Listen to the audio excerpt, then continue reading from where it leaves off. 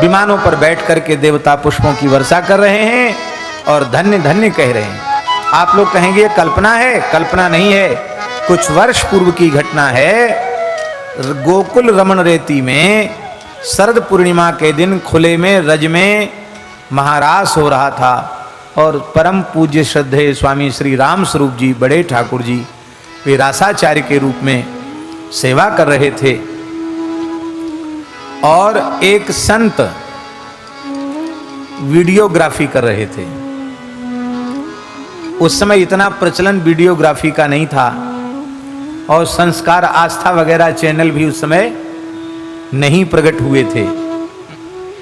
तो एक स्मृति के रूप में चांदनी रात में और रज में महारास हो रहा है, इस स्मृति के रूप में पूज्य श्री महाराज जी ने, एक संत ही थे, रमण रेती के ही संत थे, और उनको ये मशीन वगैरह सब समझा करके, वो दक्षिण के थे, उनको सब कला आती भी थी, वो जानते थे, वीडियोग्राफी करना जानते थे, तो उनको ये सेवा दी गई।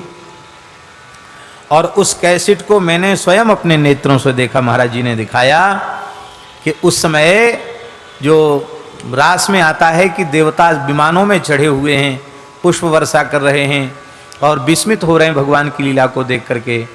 तो महाराज जी उस वीडियो में एक प्रकाश पुंज जैसे कई आकाश में हैं और पुष्प वर्षा हो रही है, ये झांकी स्पष्ट आई है। आप सोचो। और ताजी घटना सुनाएं।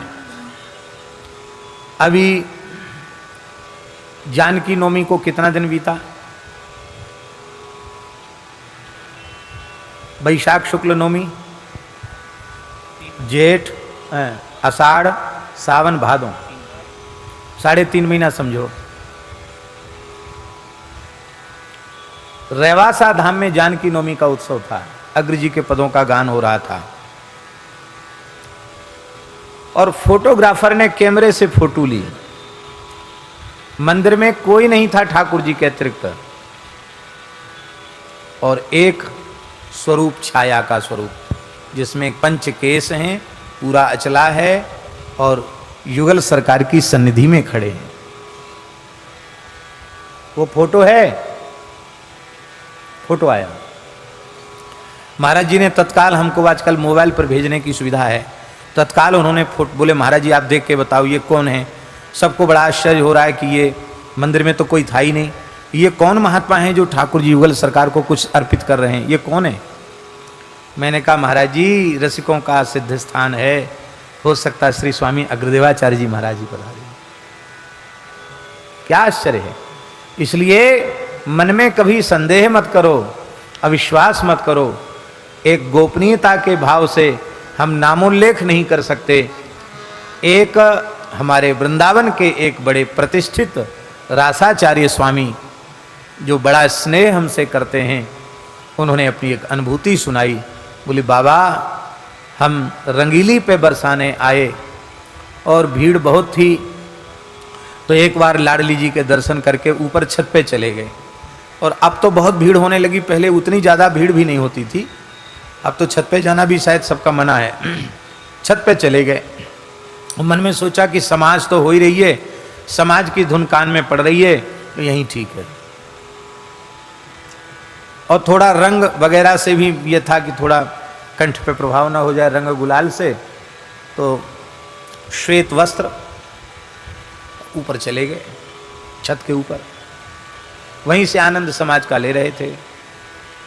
तत्काल उन्हें अनुभूति हुई कि ऊपर से फूल झरे हैं और केसर युक्त अत्यंत दिव्य सुगंध से युक्त रंग की वर्षा हुई, और उनका धोती, उनका पटका, उनका कुर्ता, चौबंदी सब एकदम सुंदर रंग की छीट। बोले बाबा महीनों तक सुगंध नहीं गई।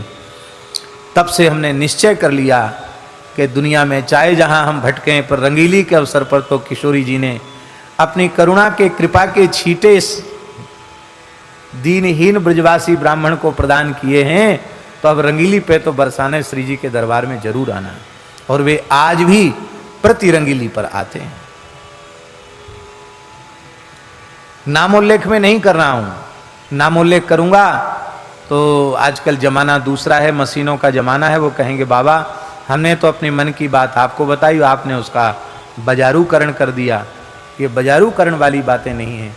पर आज भी बरसाना धाम में सभी ऋषि मुनि महात्मा सिद्ध पुरुष आते हैं ऐसा विश्वास करके और बड़े भावपूर्वक। आहा क्या कहना।